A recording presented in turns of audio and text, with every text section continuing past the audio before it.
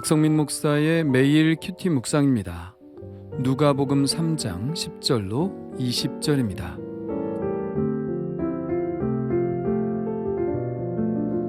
무리가 물어 이르되 그러면 우리가 무엇을 하리이까?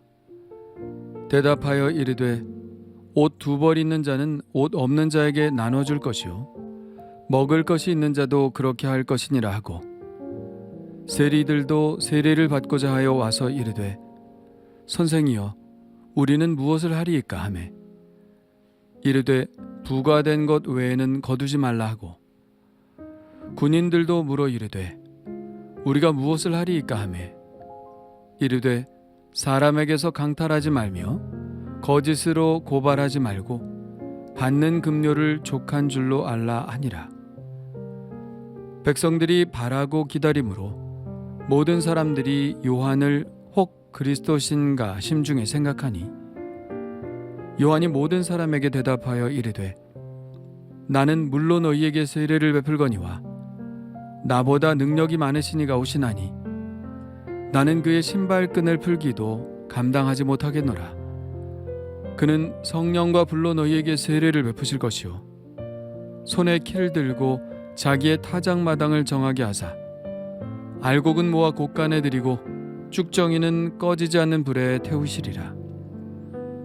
또 그 밖에 여러 가지로 권하여 백성에게 좋은 소식을 전하였으나 분봉 왕 헤롯은 그의 동생의 아내 헤로디아의 일과 또 자기가 행한 모든 악한 일로 말미암아 요한에게 책망을 받고 그 위에 한 가지 악을 더하여 요한을 옥에 가두니라. 아멘.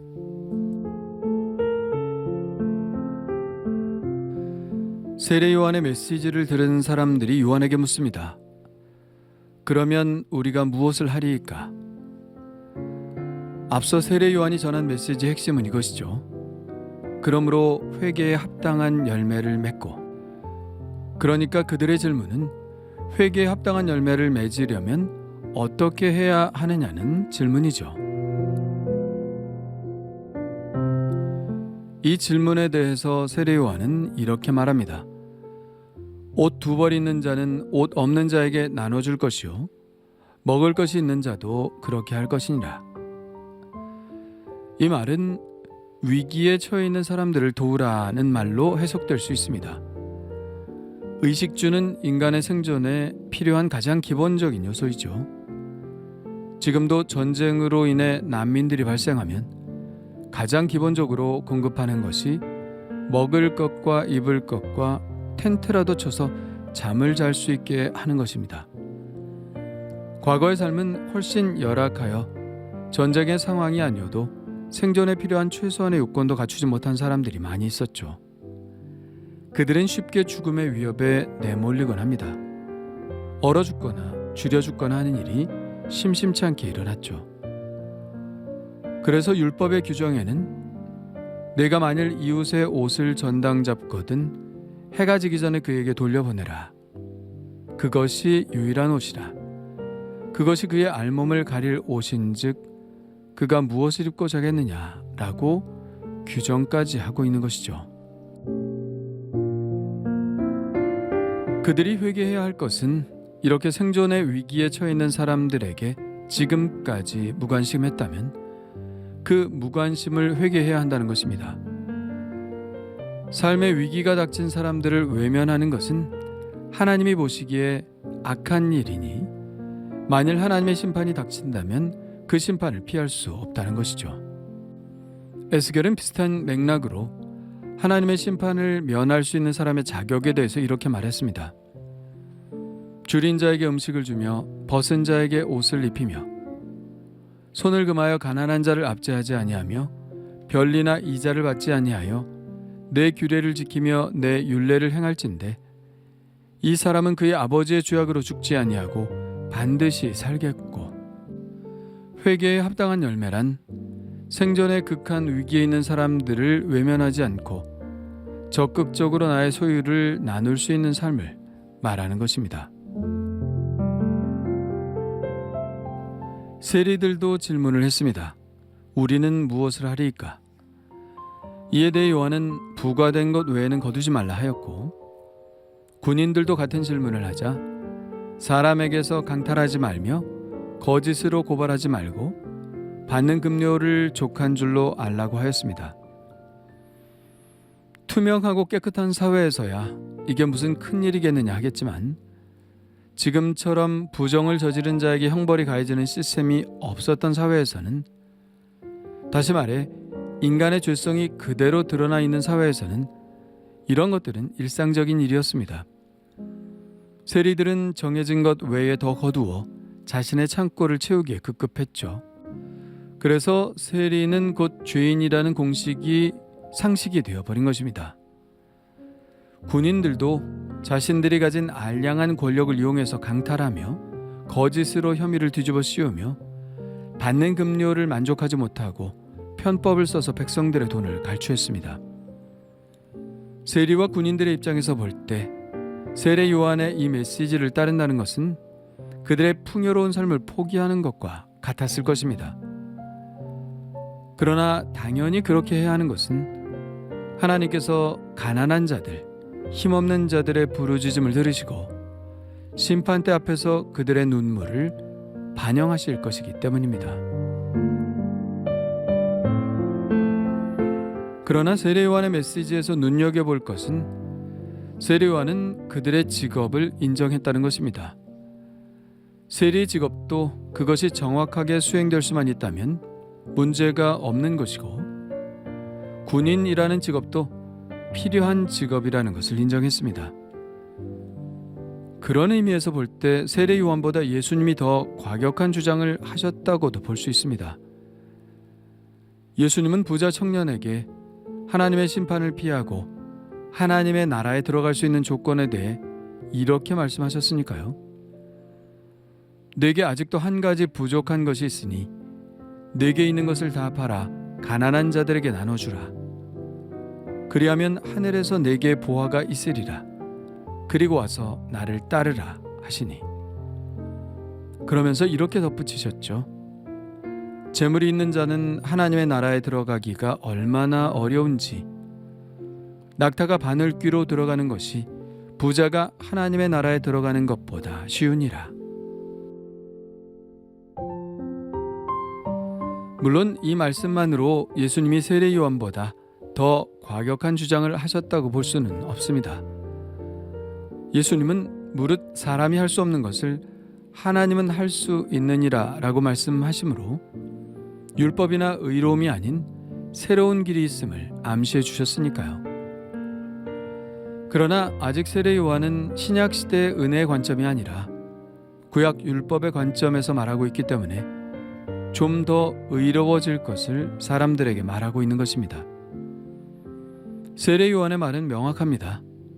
그 직업이 오염됐다고 해서 그 직업을 버릴 필요는 없다는 것이죠.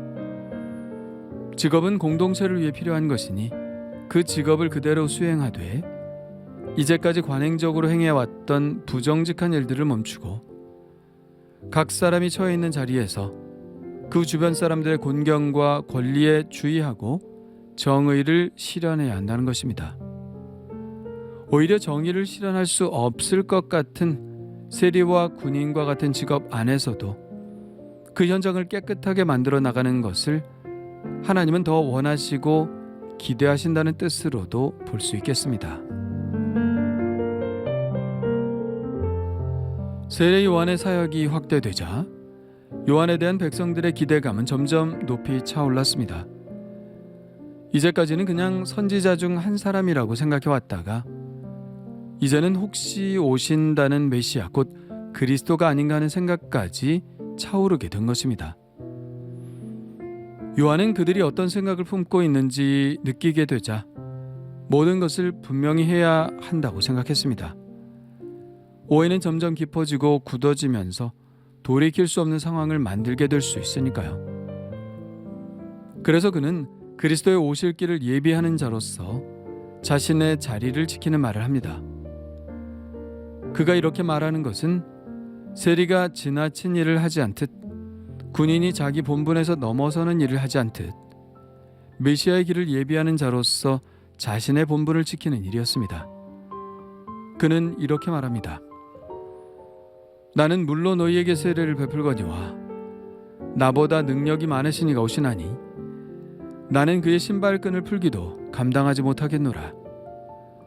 그는 성령과 불로 너희에게 세례를 주실 것이요 손에 키를 들고 자기의 타작마당을 정하게 하사 알곡은 모아 곳간에 들이고 쭉정이는 꺼지지 않는 불에 태우시리라. 예수님은 세례를 베푸신 적은 없습니다. 예수님의 제자들이 세례를 준 것뿐이죠. 대신 예수님은 승천하시기 전 제자들에게 이렇게 말씀하셨습니다. 요한은 물로 세례를 베풀었으나 너희는 몇 날이 못되어 성령으로 세례를 받으리라. 이 약속대로 오순절에 하늘로부터 급하고 강한 바람 같은 소리와 함께 성령이 임했죠. 성령이 임한 후 교회가 생기게 되었고 그 교회가 한 일은 예수 그리스도께서 베푸신 구원의 길을 전파하는 것이었습니다. 17절의 요한의 말은 구원이 아니라 심판에 초점이 맞춰져 있지만 구원과 심판은 동전의 양면입니다. 구원을 받아들이면 심판을 면하는 것이지만 구원을 거부하면 심판을 당하는 것이니까요. 여기에서 알곡과 쭉정이가 걸러지게 됩니다. 구원의 소식은 곧 심판의 소식이 되는 것이죠. 그래서 예수 그리스도의 복음 앞에 한 사람도 예외가 없이 모두 결정을 내려야 합니다. 구원인지 아니면 심판인지. 요한이 지금 예수님을 이렇게 소개하는 이유는 그 결정적인 순간에 직면하여 잘못된 선택을 하지 않도록 그분께로 사람들을 인도하려는 것이죠. 그러나 이렇게 백성들에게 좋은 소식을 전하였던 세례 요한은 비극적인 운명을 겪게 됩니다. 헤롯의 미움을 받아 감옥에 갇히게 된 것이죠.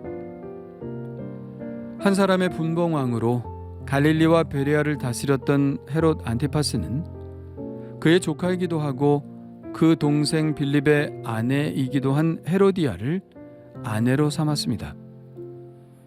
헤롯과 빌립과 헤로디아의 아버지인 아리스토블루스는 모두 배다른 형제들입니다.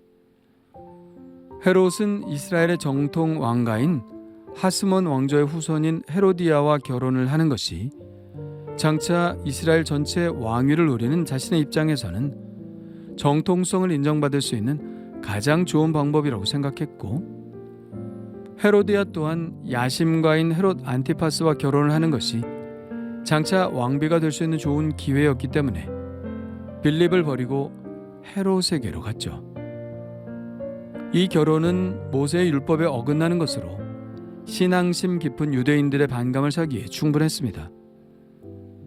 그리고 날마다 회개하라고 외치던 세례 요한에게 이 결혼이야말로 회개해야 할 죄였기에 날마다 그 비판을 멈추지 않았죠.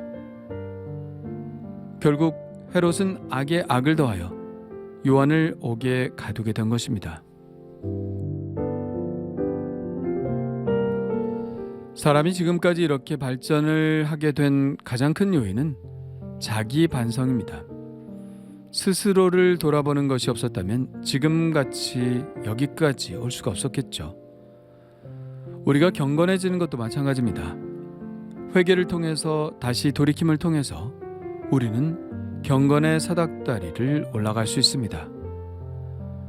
그러나 많은 사람들이 회개의 삶을 살지 않는 것은 자기의 죄와 허물을 인정하는 것이 쉽지 않기 때문입니다. 더군다나 회개에 합당한 삶을 지속적인 삶 속에서 실천한다는 것은 더더욱 어려운 일일 것이죠. 하지만 회개에 합당한 열매가 없다면 그것은 참된 회개라고 할 수 없겠고 하나님께 인정받은 회개라고 할 수 없겠죠. 자, 오늘 잠자기 전 우리는 어떤 자기 반성을 하게 될까요? 또 하나님 앞에 어떤 회개의 기도를 드리게 될까요? 그리고 내일은 그 회개에 합당한 어떤 열매를 맺으며 살아가게 될까요?